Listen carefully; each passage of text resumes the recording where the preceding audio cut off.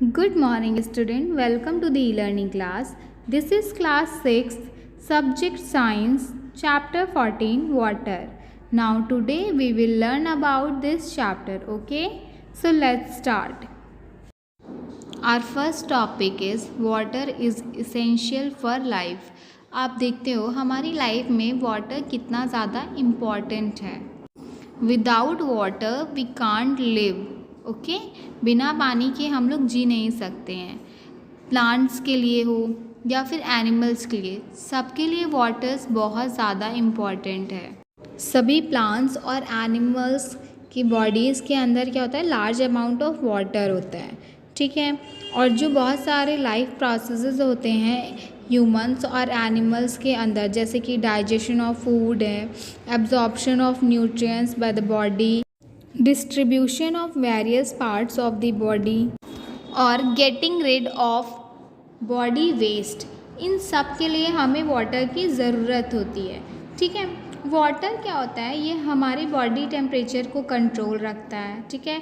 Like hot weather में क्या करते हैं, हम लोग बहुत ज़्यादा पानी पीते हैं ताकि ये हमारी बॉडी को डिहाइड्रेट ना होने दे. आप देखते हो ना, अगर आप पानी नहीं पीते तो आपको चक्कर आने लगते हैं क्योंकि आपकी बॉडी डिहाइड्रेटेड होने लगती है. इसलिए वाटर हमारी बॉडी के लिए बहुत ही ज़्यादा इम्पॉर्टेंट है. ह्यूमंस का जो बॉडी वेट होता है 70% होता है वाटर के कारण, जो कि प्रेजेंस होते हैं टिश्यूज़ में. ओके. वाटर सिर्फ हमारे लिए ही नहीं इम्पॉर्टेंट होते हैं, बल्कि प्लांट्स हैं, एनिमल्स हैं और जितनी भी चीज़ें हैं ना अर्थ पे, उन सब के लिए वाटर बहुत ज़्यादा इम्पॉर्टेंट होता है. ठीक है. आप यहाँ पे कुछ एग्जांपल्स देख सकते हो. लाइक एग्रीकल्चर में भी इरिगेशन के लिए क्या होता है, वाटर बहुत ज़्यादा इम्पॉर्टेंट होता है. फॉर ड्रिंकिंग, हमारी बॉडी को 75% वाटर की नीड होती है अगर एक्सरसाइज करना है आपको तो. ठीक है. वॉशिंग में भी आपको वाटर की नीड होती है. ठीक है. फायर एक्सटेंशन के लिए, लाइक अगर किसी के घर में आग लग गई तो वहाँ पे भी आपको आग को बुझाने के लिए वाटर की ज़रूरत पड़ती है. रिक्रिएशन, लाइक एग्जाम्पल में आप देख सकते हैं swimming, water skiing, boating, surfing and diving. इन सब में क्या करते हैं, आप वाटर का यूज़ करते हैं. ओके. एंड इंडस्ट्रियल एप्लीकेशंस के लिए भी आपको वाटर की ज़रूरत होती है. ठीक है. लाइक पावर जनरेशन के लिए आप यूज़ करते हैं वाटर को. Our next topic is natural sources of water. Like आप देखते हो आपके अर्थ सरफेस का 3/4 पार्ट होता है, वो कवर्ड है वाटर से. ठीक है. इसीलिए हम अर्थ को वाटर प्लैनेट या तो ब्लू प्लैनेट के नाम से जानते हैं. ठीक.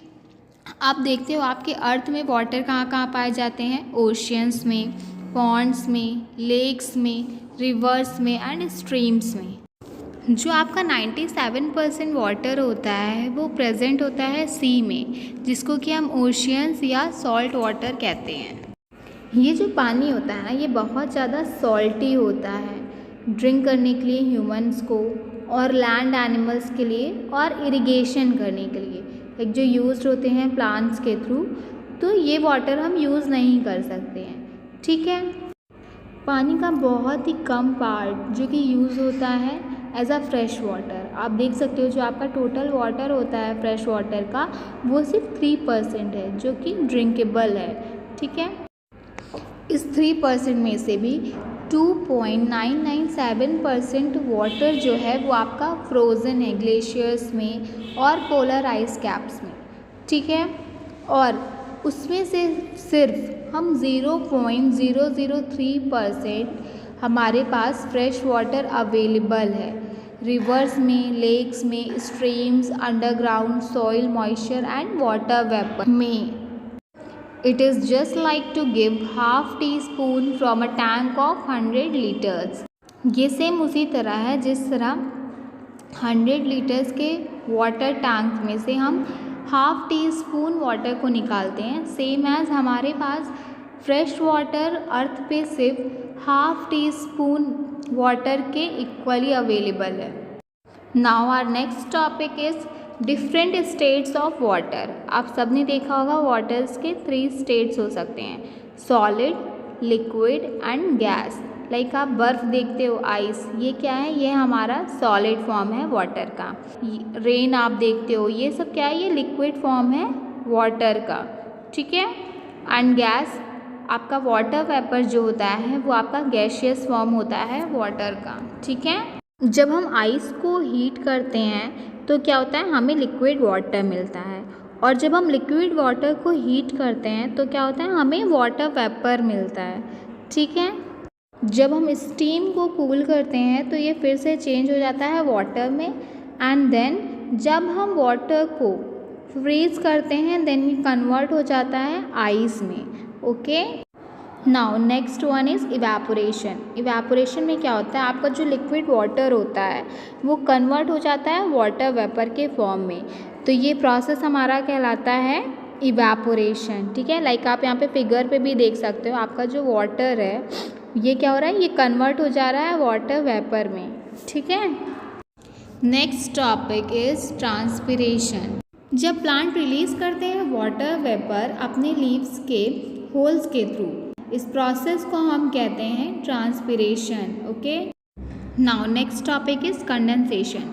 कंडेंसेशन क्या होता है, जब आपका वाटर वेपर कन्वर्ट हो जाता है लिक्विड में, then this process is called condensation, okay. Now next topic is cloud formation. Evaporation और कंडेंसेशन का जो ये प्रोसेस होता है वो की रोल प्ले करता है क्लाउड फॉर्मेशन और रेन में, ओके। क्लाउड फॉर्मेशन में क्या होता है, oceans, seas, rivers and ponds के जो वाटर होते हैं वो एब्जॉर्ब करते हैं हीट सनलाइट से और इवेपोरेट हो जाते हैं। इवेपोरेशन मीन्स आपका जो वाटर होता है वो कन्वर्ट हो जाता है वाटर वेपर में।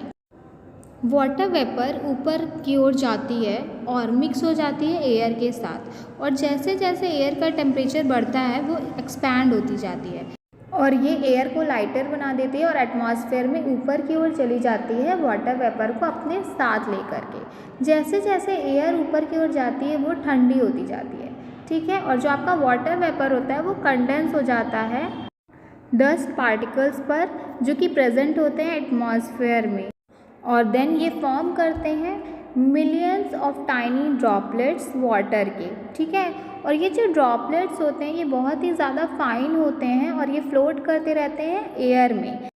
ये जो क्लस्टर होता है वाटर के टाइनी ड्रॉपलेट्स का जो कि फ्लोट होता है एयर में, वो अपीयर होता है एज अ क्लाउड्स, ठीक है। इसी को हम कहते हैं क्लाउड फॉर्मेशन, ओके। और जब ये स्मॉल ड्रॉपलेट्स जॉइन होती हैं एक साथ और फॉर्म करती हैं बिगर ड्रॉप वाटर की, तो क्या होता है, ये हैवी हो जाती हैं और फॉल डाउन होती हैं एज अ रेन। इस प्रोसेस को हम क्या कहते हैं, precipitation, okay. This process is called precipitation. Next topic is water cycle. Water cycle क्या होती है, जब आपकी सन रेज वाटर पर पड़ती है तो आपका वाटर कन्वर्ट हो जाता है वाटर वेपर में। इट मीन्स आपका जो वाटर है उसका इवेपोरेशन हो गया, ठीक है। देन आपकी वाटर वेपर ऊपर जाती है और वो कंडेंस हो जाती है। इट मीन्स वाटर वेपर का आप क्या हो गया, कंडेंसेशन हो गया है। एंड जब आपका वाटर वेपर वापस आता है अर्थ पर in the form of rain, then इस प्रोसेस को हम कहते हैं precipitation. And after the precipitation आपका जो वाटर होता है फिर से कलेक्ट हो जाता है, ठीक है। एंड देन फिर ये प्रोसेस बार बार रिपीट होता रहता है, evaporation, condensation, precipitation and then फिर collection. So the constant circulation of water from earth to the atmosphere and back to the earth again is known as the water cycle, okay. Now next topic is heavy rains and floods. आपका जो rainfall होता है वो varies करता है place to place, ठीक है। आप देखते हो ना, कहीं पे ज़्यादा बारिश होती है, कहीं पे कम बारिश होती है। हैवी रेनफॉल के कारण आपके जो रिवर्स, लेक्स एंड पॉन्ड्स का वाटर लेवल होता है वो बढ़ जाता है और वो अपनी लिमिट को क्रॉस कर देता है और वाटर पूरे लार्ज एरिया में स्प्रेड हो जाता है, like village, fields, forest, even cities, ये सब सबमर्ज हो जाती हैं वाटर में। तो ये जो सिचुएशन होती है ना, इस सिचुएशन को हम कहते हैं फ्लड, ठीक है। फ्लड्स के कारण क्या होता है, आपका अनाज ख़राब हो जाता है ज़्यादा वाटर के कारण, ठीक है। और आपका क्या होता है, बहुत सारी डैमेजेस हो जाती हैं बिल्डिंग्स की, फूड का शॉर्टेज हो जाता है और आपको साफ़ पानी नहीं मिलता है। तो फ्लड के कारण हमें बहुत सारी प्रॉब्लम्स को फेस करना पड़ता है और फ्लड्स के कारण बहुत सारी डिसीज़ भी होने लगती है, लाइक कॉलेरा हो गया, डायरिया हो गया, वायरल इन्फेक्शंस हो गए, ये सारी बीमारियां फैलने लगती हैं। ठीक है। Now our next topic is scarcity of rain and drought. Scarcity of rain और ड्रॉट क्या होता है, कभी कभी क्या होता है आपकी रेन बहुत कम होती है या फिर होती ही नहीं है, पूरे सीजन्स में आपका रेन ही नहीं होता है, साल 2 साल तक रेन ही नहीं होता है। तो क्या होता है, जो आपका वाटर लेवल होता है वेल्स का, लेक्स का, पॉन्ड्स का, रिवर्स का, ये क्या होता है, ये कम होता चला जाता है और कहीं कहीं तो सूखा ही पड़ जाता है। ठीक है। तो उससे क्या होता है, आपके जो प्लांट होते हैं वो सब ड्राई अप हो जाते हैं। तो ये जो सारी सिचुएशन होती है ना, इस सिचुएशन को हम कहते हैं ड्रॉट। ठीक है। और सूखा पड़ने के कारण क्या होता है, खाने की कमी हो जाती है। ठीक है। पानी की कमी हो जाती है, जिसके कारण क्या होता है, ह्यूमंस और एनिमल्स क्या होते हैं, मरने लगते हैं भूख के कारण और डिहाइड्रेशन के कारण। Now next one is conservation of water. आप सबको पता है कि हमारे पास जो यूजेबल वाटर है प्लैनेट पर, वो बहुत ही कम परसेंटेज में है। ठीक है। इसलिए बहुत ज़्यादा इम्पॉर्टेंट है कि हम वाटर को बहुत ही केयर के साथ यूज़ करें। ठीक है। डैम्स को बनाया जाता है होल्ड बैक करने के लिए वाटर को। ठीक है। ताकि वो प्रिवेंट कर सके फ्लड की कंडीशन। और ड्रॉट के टाइम पे क्या होता है, ये जो हमारा डैम होता है ये प्रोवाइड करता है वाटर इरिगेशन के लिए। ओके। डैम्स को बिल्ड किया जाता है रिवर्स में। ठीक है। They have high walls and many gates to both let in and hold back water. Okay. Rains के टाइम पे क्या होता है, जब आपकी नदियाँ पूरी भर जाती हैं तो वो जो पानी होता है वो डैम के अंदर एंटर कर जाता है। ठीक है। और जब हमें बाद में पानी की ज़रूरत होती है तो गेट को ओपन कर दिया जाता है और वाटर बाहर आ जाता है। जब वाटर बाहर आता है और वो ऊंचाई से गिरता है तो इलेक्ट्रिसिटी प्रोड्यूस होती है। ठीक है। तो आप सबको समझ में आ गया कि डैम कितना इम्पॉर्टेंट है। डैम हमें फ्लड की कंडीशन से भी बचाता है और ड्रॉट की कंडीशन से भी बचाता है और डैम की हेल्प से हम इलेक्ट्रिसिटी को भी प्रोड्यूस कर सकते हैं। ओके। और जो सबसे ज़्यादा इम्पॉर्टेंट मेथड होता है कंजर्वेशन ऑफ वाटर का, वो होता है अवॉइड वेस्टेज।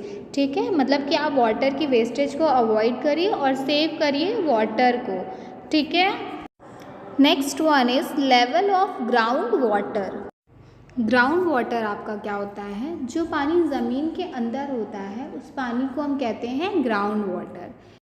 लाइक जब आपकी बारिश होती है तो पानी सरफेस पर गिरता है। ठीक है। वो पानी आपका सरफेस वाटर कहलाता है। ठीक। बट कुछ समय के बाद आप देखते हैं आपका जो पानी का कुछ हिस्सा होता है वो ग्राउंड के अंदर चला जाता है, वो आपका ग्राउंड वाटर कहलाता है। ठीक है। एंड आप देखते हैं ज़्यादातर सिटीज़ में, टाउन्स में क्या होता है, ग्राउंड वाटर का यूज़ किया जाता है इंडस्ट्रियल और डोमेस्टिक यूज़ के लिए। ठीक है।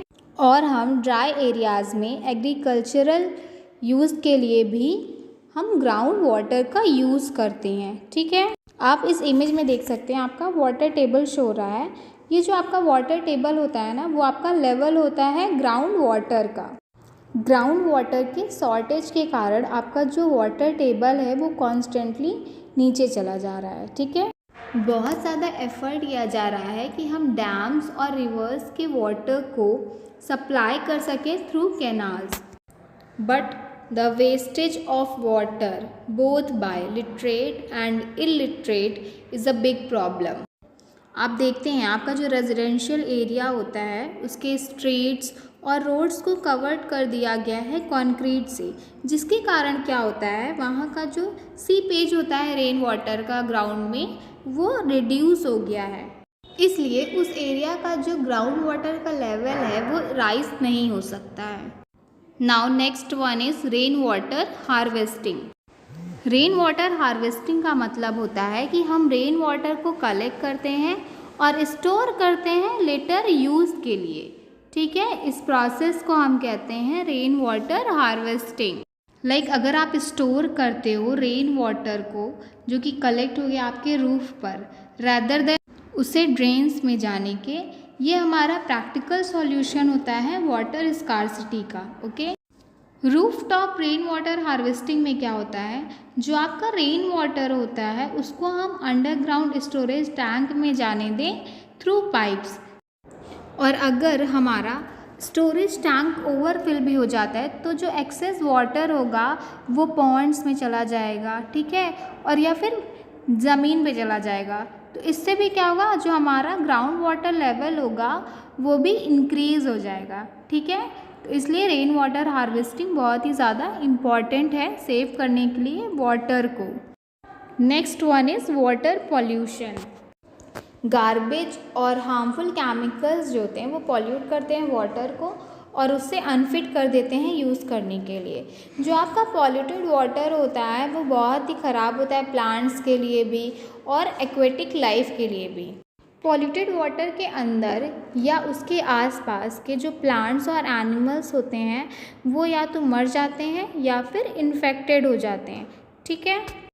और अगर ह्यूमन कंज्यूम करते हैं वेजिटेबल्स या कोई और भी चीज़ इन सब एरिया से तो वो बीमार हो जाते हैं केमिकल्स और जर्म्स के कारण। Okay, now your chapter is completed. Thank you class, till then stay home, stay safe.